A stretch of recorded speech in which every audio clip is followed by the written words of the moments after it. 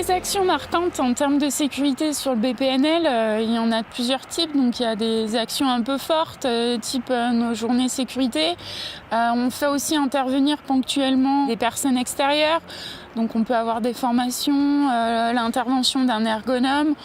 On a des formateurs qui viennent de temps en temps. Dernièrement, on a fait une formation pour la manutention des matériaux. Mais on a aussi des actions journalières, donc les accueils sécurité. On a aussi des visites tous les jours.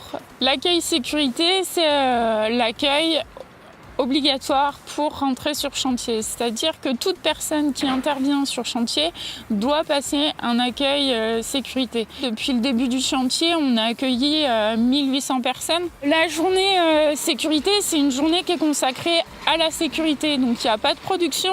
Et durant cette journée, on a différents ateliers pour sensibiliser les gars à leurs problématiques. On a fait intervenir une personne pour les aider à se reposer vu qu'ils travaillent de nuit. C'était un peu compliqué de se reposer le jour, donc on leur a donné des outils pour récupérer et avoir une meilleure hygiène de vie. On a fait aussi intervenir un formateur qui est aussi ostéopathe pour les échauffements. Donc ça, c'était l'atelier phare de cette année. Chaque chef de chantier ou chef d'équipe réalise le briefing de poste, donc on l'appelle ça sur notre chantier, donc la causerie de lancement de poste, donc qui est réalisée de manière journalière en début de poste, et ce qui permet donc du coup au chef d'équipe, au chef de chantier d'expliquer la tâche à réaliser à tous ses opérateurs. Une deuxième thématique en matière de communication sécurité sur le chantier, c'est l'atelier régulier sur la sécurité, dit ARS. Cet ARS permet de faire passer des consignes et de communiquer autour de divers sujets sécurité, notamment vis-à-vis des presque accidents et des situations à risque qu'on rencontre sur le terrain. Cet ARS est animé donc par le chef d'équipe pour ses équipes. On a eu une situation à risque l'été dernier, pendant la période estivale 2016.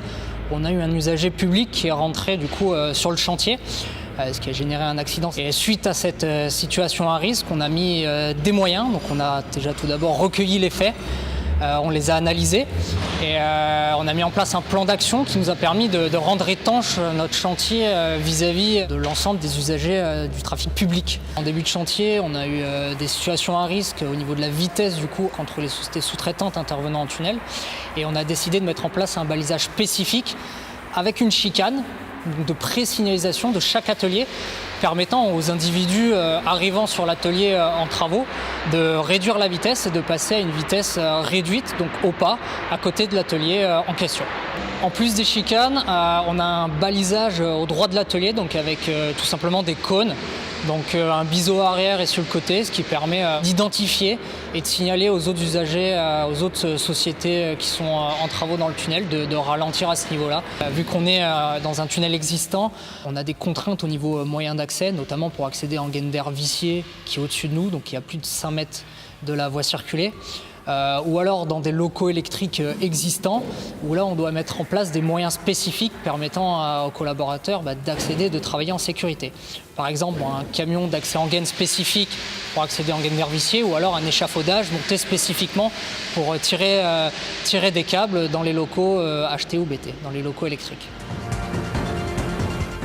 On demande à chacun d'être impliqué et responsable dans sa sécurité. Donc les chefs de chantier, les chefs d'équipe ont un rôle important sur la prévention des postes. On attend d'eux qu'ils prennent du recul, qu'ils aménagent les postes de travail et qu'ils n'attendent pas le passage du responsable sécurité pour prendre en compte les risques au poste de travail.